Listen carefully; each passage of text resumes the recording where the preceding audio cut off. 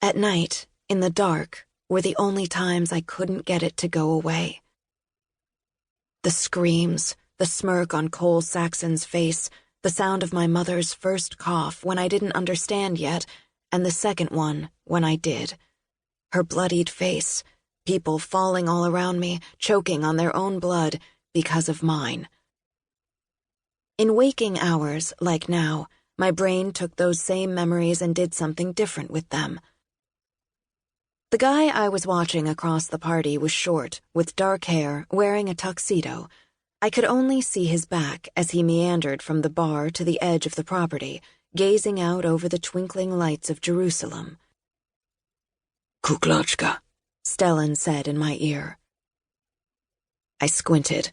Now that he was closer, I could tell the guy's hair was curlier than I'd thought, longer.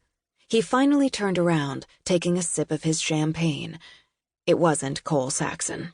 None of them ever were. I should be glad. If the Saxons actually showed up here, it would mean nothing good. I turned to Stellan. "What?" He rested a hand possessively on my lower back and leaned in close. "I asked if you wanted to go skinny dipping in the fountain. Liven up this party a little." I stared at him blankly. He sighed. "I asked if you'd happened to see the Rajesh family come in while I was talking to Elodie." I should have smiled at the joke. That's what he was trying to do, loosen me up, make me look like a girl in a cocktail dress at a party should. But my brain no longer remembered how to create that feeling on its own, so I rearranged my features in a way that I hoped from the outside looked more pleasant and less robotic than it felt. "No, I don't think they're here yet. Maybe we should start with someone else." He didn't even attempt a fake smile back. A firework burst, loud enough to shake the ground. Nearby, next to the very fountain Stellan had been trying to joke about, Jack and Elodie both glanced up at the sky. Elodie leaned in to whisper to Jack, and she winced almost imperceptibly. She'd been shot and was still healing, which meant she was still at half capacity. She hated it. But she was here tonight, for us, just like she was every day. For the past month, she and Jack had been with Stellan and me as friends.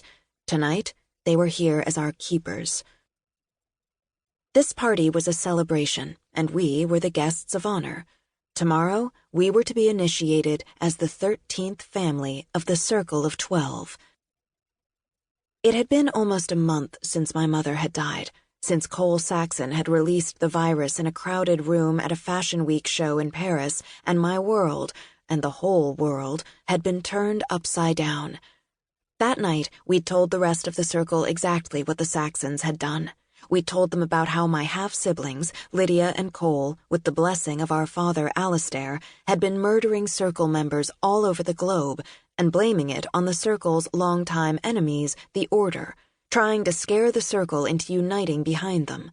We told them how the Saxons now had a biological weapon to make any attacks even easier. What we didn't tell them was that the biological weapon was made of our blood. Stellan and I were the one and the girl with the violet eyes, the couple foretold in the Mandate, a prophecy of sorts that the Circle had believed in for thousands of years. But we'd recently discovered that the union we were to create, which the Circle believed would give them great power, actually meant that if Stellan's blood and mine got mixed and an unsuspecting Circle member ingested it, they would begin to bleed uncontrollably and die within minutes. Another round of fireworks lit up a bridge in the distance. Closer, the walls of the old quarter of Jerusalem were cast in various shades of purple.